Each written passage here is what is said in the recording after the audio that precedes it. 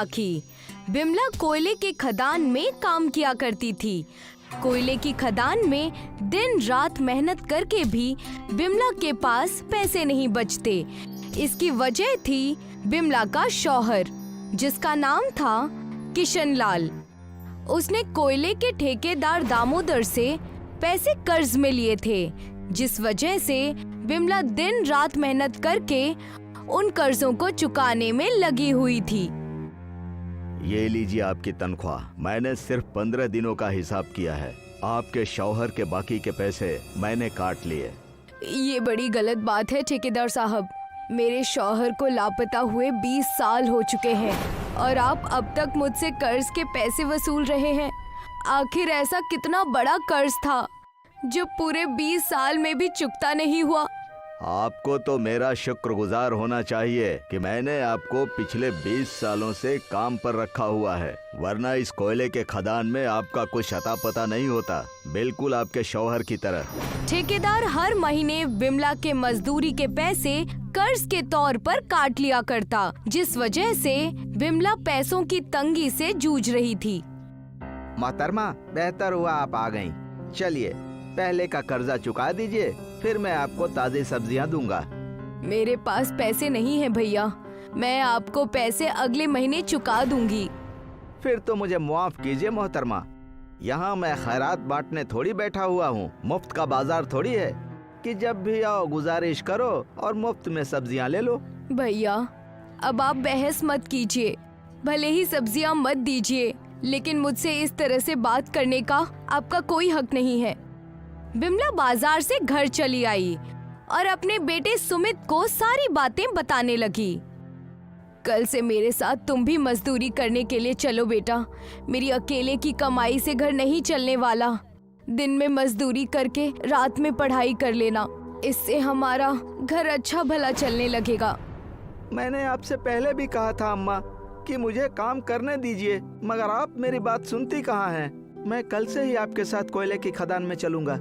और क्या था, सुमित कोयले के काम को भली भांति जानता था। जब भी उसके पापा कोयले के खदान में काम किया करते थे तो वो घर आकर उसे पूरे दिन के किस्से सुनाया करते थे। बेटा आज तुम्हारा पहला दिन है, थोड़ा संभल कर रहना और किसी से जबान मत लड़ाना। आप मेरी फिक्र मत करना अम्मा, देखना मेरे काम से सब मोहब्बत करेंगे। सुमित कोयले के खदान पर मन लगाकर काम करने लगा, लेकिन थोड़ी ही देर में सुमित को वहाँ पर किशन लाल की बताई बचपन की कहानी याद आ गई। पापा आपने मेरे लिए ये खिलौने का ट्रेन लाया है, मैं आपसे बहुत खुश हूँ। ऐसे बांस की बड़ी बड़ी ट्रेनें हैं जो हमने बनाए हैं, बस भगवान की मेहरबानी हो और हमारी मन्नत पूरी हो जाए। बांस की ट्रेन, ये क्या होता है पापा? हमने कोयले की खदान में एक खुफिया रास्ता बनाया है जहाँ सिर्फ हम ही जा सकते हैं। मैं बड़ा होकर जरूर आपके पास आऊंगा। सुमित वो बातें याद कर ही रहा था। ऐ नए लड़के, किशन लाल के बेटे हो ना तुम, जल्दी जल्दी हाथ चलाओ। कोयला तोड़ना बहुत मुश्किल काम है, जल्दी जल्दी काम पर लोगो। जी ठेकेदार साहब, मैं जल्दी अपना काम खत्म कर लूंगा। सुमित दोबारा से कोयले के खदान में काम करने लगा। उतने में ही वहाँ 2 नकाबपोश आए और सुमित को अगवा करके ले जाने लगे। छोड़ो मुझे, कौन हो तुम लोग? क्या हो रहा है यहाँ पर?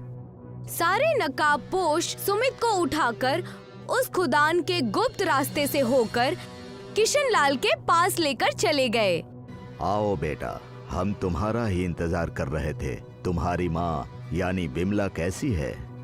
आप कौन हैं और मेरे माँ के मुतालिक इतना सब कुछ कैसे जानते हैं? भूल गए? मैं किशन लाल, तुम्हारा वालिद। बांस की ट्रेन, बचपन की कहानी। पापा, मैंने और अम्मा ने आपको कहाँ कहाँ नहीं ढूंढा। बचपन से ही मैं आपकी सुनाई हुई कहानियों के जरिए जी रहा हूँ, मगर आप अभी यहाँ क्या कर रहे हैं? कोयले की खदान तो बस एक बहाना है हुकूमत और पुलिस वालों से छुपने का। दरअसल हम कोयले से मिले हीरो की तस्करी करते हैं। चलो मैं तुम्हें दिखाता हूँ। किशन लाल अपने बेटे सुमित को एक खुफिया जगह पर ले गया। पापा, आपने ये बांस की ट्रेन आखिर बनाई क्यों?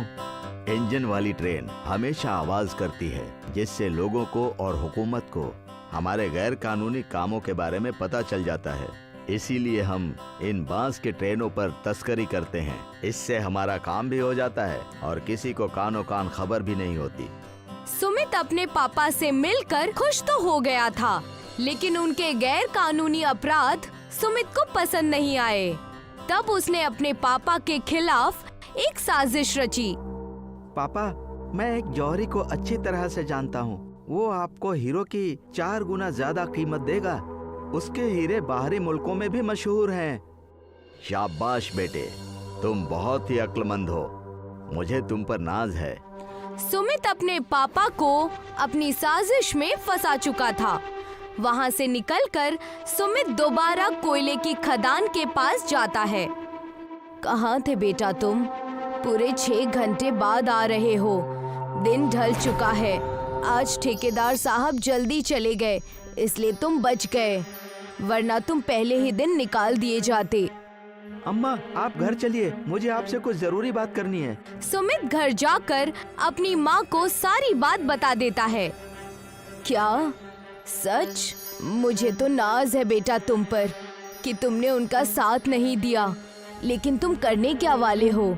हमने उन्हें भगवान सोचा था, लेकिन वो तो बेहद बुरे इंसान निकले। अम्मा, आप चिंता ना करें और देखते जाएं। सुमित पुलिस वाले को जाकर सारी सच्चाई बता देता है। तुम फिक्र मत करो, हम नकली जौहरी बनकर वहाँ चलेंगे और किशन लाल और उसके साथी को रंगे हाथों पकड़ लेंगे।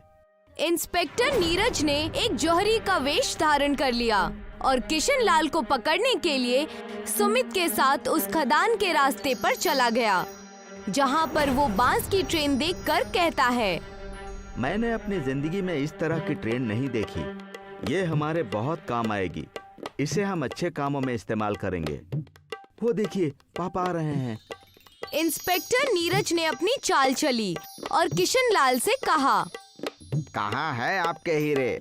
सुमित ने बताया कि आपके पास बेशकीमती हीरे हैं। हमारे पास लाजवाब हीरे हैं। चलिए, आपको खुफिया जगह पर ले चलता हूँ।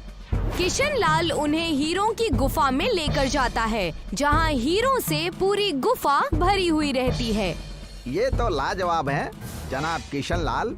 आपके साथ सौदा करके बहुत मजा आएगा। मुझे पता था आप मायूस नहीं होंगे। बस इनकी अच्छी कीमत लगाइएगा। किशन लाल ने इतना कहा ही था कि उस जगह को चारों ओर से पुलिस वालों ने घेर लिया। जौहरी और सुमित बेटा भागो, हमें पुलिस ने घेर लिया है। ठहर जाओ किशन लाल, ये हमारी ही पुलिस है और हमें यहाँ पर तुम्हारा बेटा सुमित लेकर आया है। ये क्या बकवास है? आखिर तुमने ऐसा क्यों किया? आपको शर्म आनी चाहिए पापा। आपकी वजह से मैंने और अम्मा ने कितनी तकलीफें झेली हैं। दिन रात मजदूरी करके घर चलाया और आप यहाँ पर ऐसी जिंदगी जी रहे हैं। इन्हें ले जाइए इंस्पेक्टर साहब और हवालात में बंद कर दीजिए। रुक जाइए इंस्पेक्टर साहब। बिमला की आवाज सुनकर किशन लाल मायूस हो गया और अपना सिर नीचे झुकाकर उसकी बातें सुनने लगा। जब आप लापता हुए थे तो सबसे ज्यादा दुख मैंने सहा था। आज आप पकड़े गए हैं तो सबसे ज्यादा खुश भी मैं ही हूँ। ले जाइए इन्हें। और क्या था, इंस्पेक्टर नीरज ने किशन लाल को हवालात में बंद कर दिया। ठेकेदार ने सुमित को कोयले की खदान का नया ठेकेदार घोषित कर दिया। विमला और सुमित दोनों ही अब बहुत खुशी खुशी अपनी जिंदगी बिताने लगे।